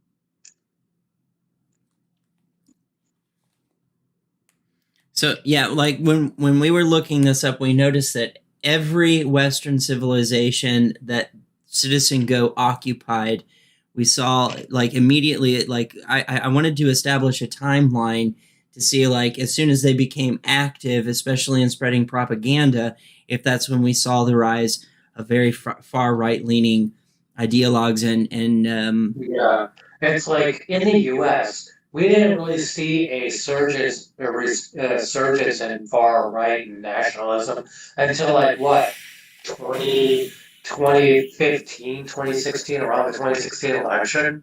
Yeah. Basically. And CitizenGo was founded in 2013. So it probably took a couple of years for CitizenGo and shit like that to gain traction in the public eye in America. That's why it didn't show up until like 2015 or 2016 when people started noticing a bunch of white nationalists and neo-Nazis popping up all over the place. Well, And then what do you know? Frickin' Charlottesville happens in 2017. And the weird thing is that those groups are sort of like little puppets. Like people were saying, you know, the CitizenGo buses that are located in all these different countries, they all have the same message in different languages, which is it's biology, boys are boys, girls are girls, get over it, and anti-abortion, and it's normal stuff that we're used to seeing. Very, very like super religious, like fundamental. I sent you pictures of the bus and on your phone. One of them had like graffiti of like homophobia on it. Another one had trans rights on it.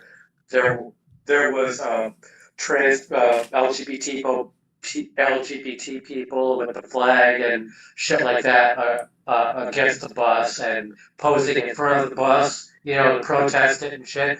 And there was also another picture of the front windshield getting like fucking like shot or having stones thrown at it, like it's all cracked and shit.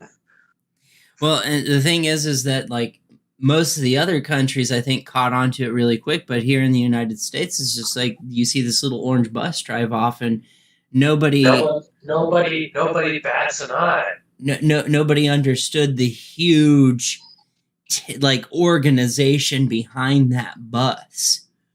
Exactly.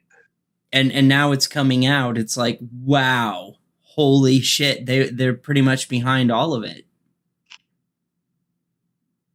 Mm-hmm. You can trace almost like if we were to create a web, you know, with the strings and everything, you could pretty much tie everything back to CitizenGo. It's like that meme of like that guy freaking trying to tie everything together, and then the caption. I made a meme about that. It's like, why is nationalism on the rise? CitizenGo.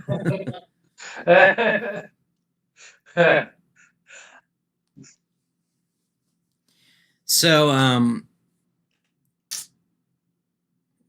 because of the day and the hour and all that, like, I have a feeling I'm not sure that this will collect a lot of views. What I can do is I can go through it and break it down into like maybe 20-minute increments or something like that, and release it as a video a little bit at a time. And because ultimately, our like I said, when there's been media coverage of this in other countries, but like almost like it's very scant at best. The majority of countries that are covering this are in non-English speaking countries. Yeah. And we kept asking ourselves, why is nobody talking about this? Why has, you know, like on MSNBC, you have Rachel Maddow, like this is sort of her go-to thing. Like this is her cup of tea, is to cover like hate groups. And we just kept asking, why has none of the mainstream media outlets covered this? Or alternative media on YouTube. Why hasn't Humanist Report or Secular Talk talked about this? Democracy Now!, NPR. No one has talked about this. Washington Post. The New York Times. New York Times, LA Times. Nobody has talked about this. And so ultimately, that was our goal, was to put this out, so people can become aware. And but who knows if any of those outlets will respond to us? Well, that's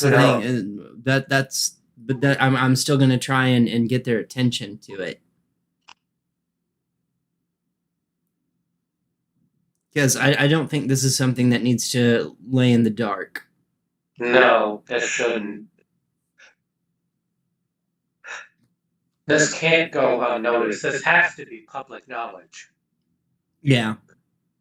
At least in the U.S. anyway. I mean, it's probably public knowledge in Europe and shit, but it's not public knowledge here in the U.S. No. And I want to know why.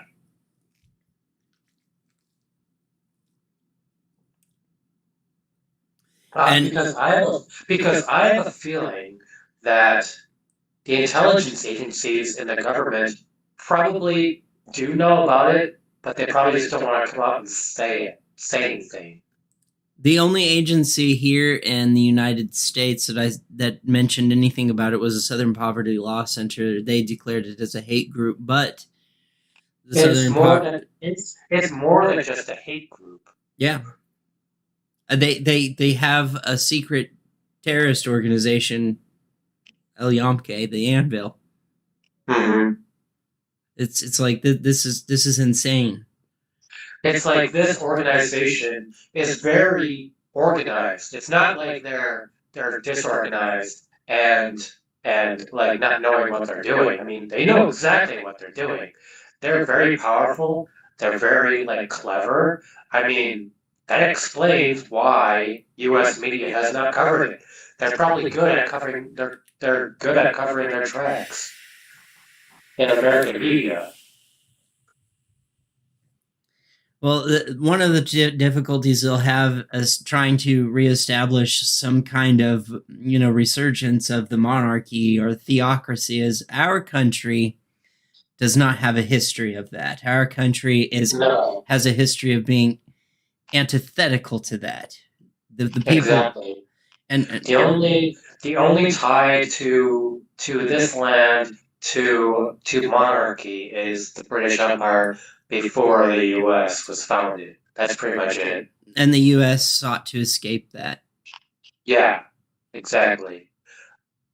Because if the U.S. was to be established a monarchy, people would look at the United States and be like, well, why did you leave one monarchy to establish another? It's like, why?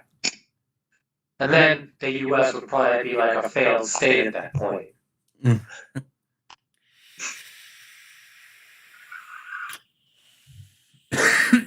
I mean, Alternative History Hub did a video way back, going like, what if the U.S. Had a king? I was watching about that, but yeah, I mean, like, the U.S. and Canada and pretty much like these new world countries, none of them have any experience in like monarchies. And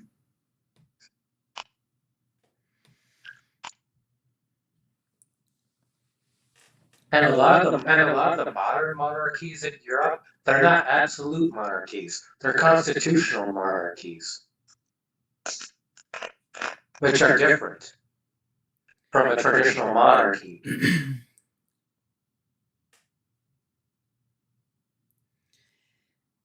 Yeah, this organization's insane. Their ties run deep. I mean, like I said, I'm in awe that they have, they're backed by the Vatican. Like, holy shit.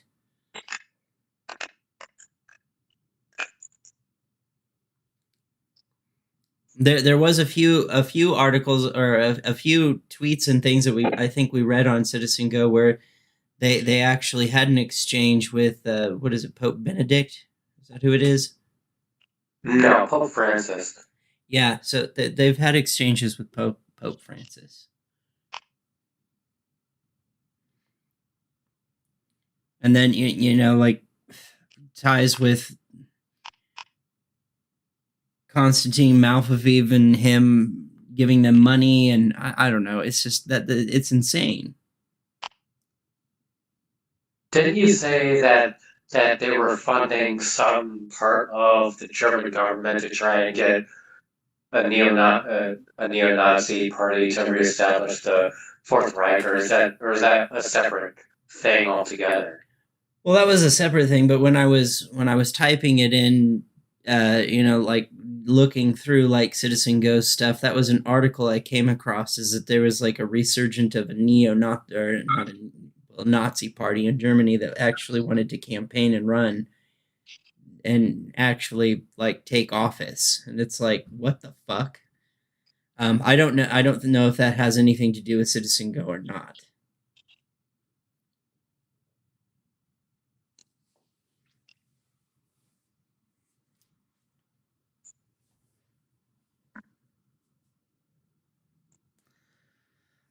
But I think that's the limit of what we've found. I mean, and Well, the document that I was reading earlier, there's a lot of information in there.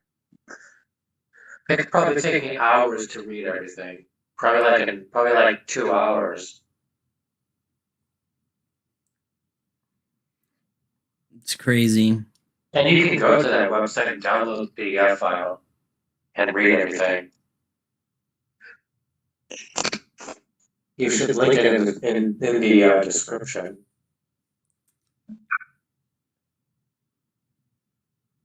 I'll have to go back and relook at it. Mm-hmm.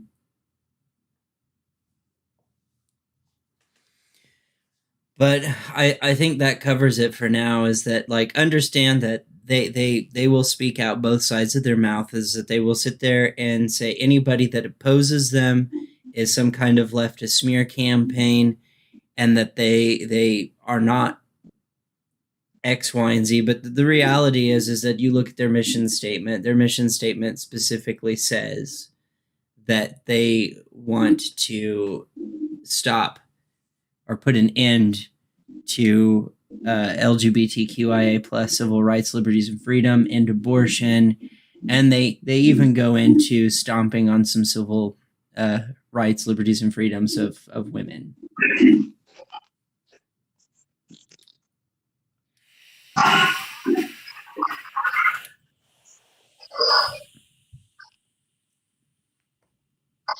I think that's something you can get behind, regardless if you're on the right or the left.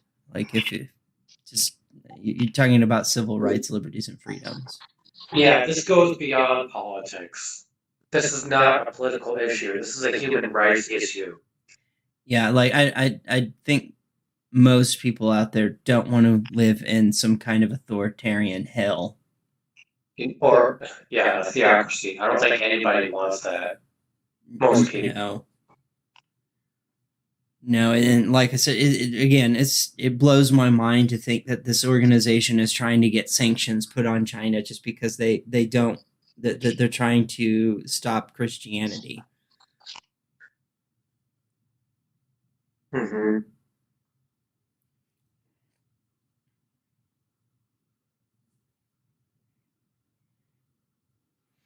And there's and if you look into it yourself, you're going to find a lot of sub organizations with the same goals in mind, which have their own rabbit holes. Yes, but all of them get tied to CitizenGo. I don't think any of them are nearly as big as CitizenGo.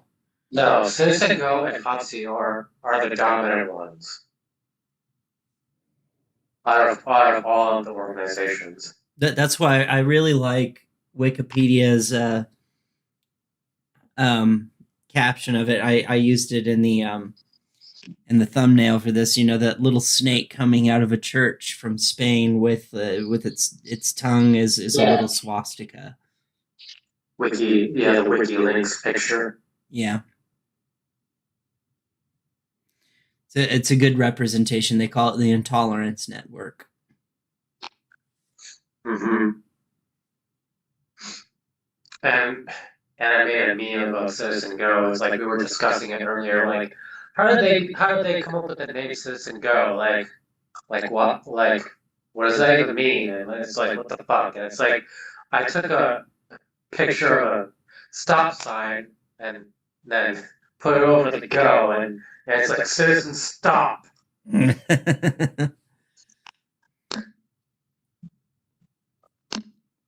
I think I sent that picture. You did.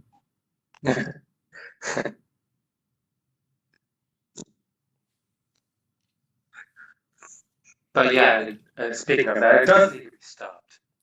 But I mean, you know, like I've taken the stance. It's like, it's not really my concern if a religious institution doesn't want to acknowledge like same-sex union or whatever. That's not the problem. The problem is that when they put marriage into the hands of the state, of the government, there are certain legalities that come into play, like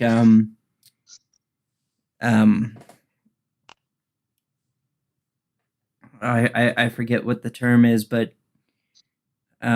power of attorney, stuff like that.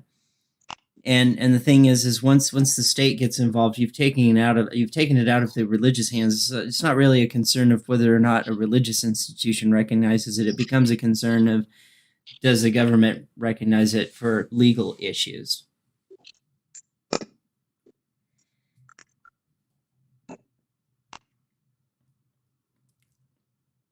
Because if the government is involved, that's when it's brought. Yeah, and it's like if the religious people didn't want that, then they should have kept marriage out of the state and kept it as a religious thing. But that the moment you put it in the state's hand, that's gone.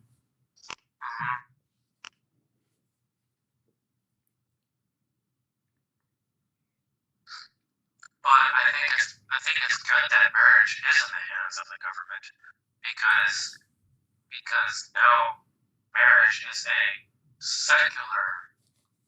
marriage has been secularized, and it's not really seen as a purely religious union anymore.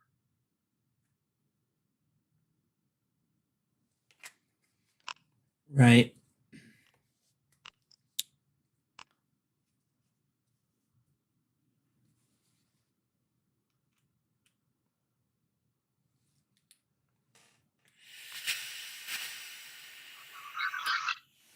Well, like I said, so I'll try to screen capture maybe like 20 minutes, maybe 20 or 30 minutes at a time, and re-upload them as individual videos to view. For some reason, YouTube likes to slot live streams out of like the main frame of the channel, and I'm not sure why.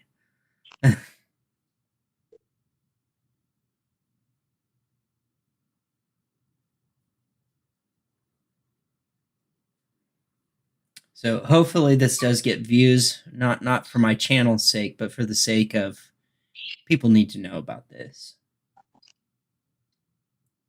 A lot of people need to know.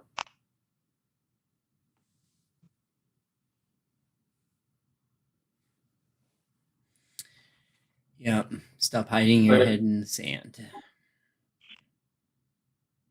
It's just, we don't know how many views it's going to get. No. It may get hundreds of thousands of views, or it may only get like a couple hundred. Who knows? Maybe 2. Yeah. Like I said, it's a live feed. Like if you I don't know if you don't see the YouTube studio, but like in the video collection, for some reason the live streams don't show up in the video collection. They show up and you have to look for the live streams itself. Yeah, it's like they're in a separate section. They're like in their own category. And I hate that they do that. Mm-hmm.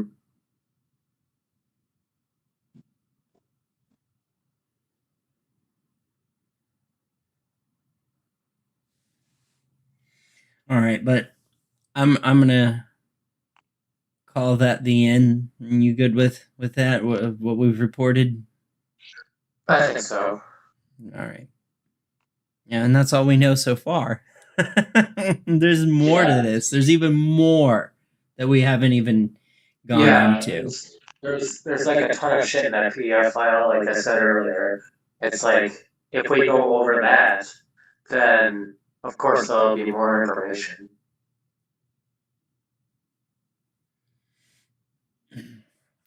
But yeah, I'm gonna wrap this up then. I'm gonna end the stream To anyone watching out there, have a good night. Have a good night.